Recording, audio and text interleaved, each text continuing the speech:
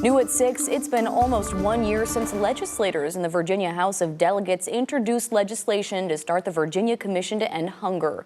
The legislation passed this spring, and the group has since been meeting in August with the goal of developing concrete plans to help end hunger throughout the state. Marta Berglund got an update from one of the commission's members. The face of hunger is definitely diverse. Virginia House Delegate Marcia Price represents the 85th District, which covers portions of Hampton Roads Peninsula.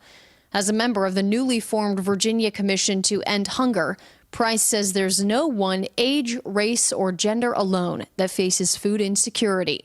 We've heard from people that work specifically for kids, folks that work specifically for college students, folks that work specifically with seniors, and everything in between. Delegate Price says the bipartisan commission was formed because the legislature needed questions answered before paving a path towards ending hunger in the state. And a lot of us were like, well, we kind of need to get a better picture of what the actual problem is before we just start tackling it with solutions. During its final meeting of the year, the commission reviewed results from a survey of colleges and universities throughout the state.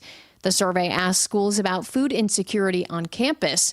It was an effort initially led in part by House Delegate Shelley Simons of District 70. And to make good decisions in Richmond, we do really need to have the data. In line with the Virginia Commission to End Hunger's goals, Simons says the survey will help tell the state how to face the issue head on. We're always really concerned about food insecurity for our students. We know that unless you have nutritious meals, you really can't learn. Marta Berglund, 13 News Now.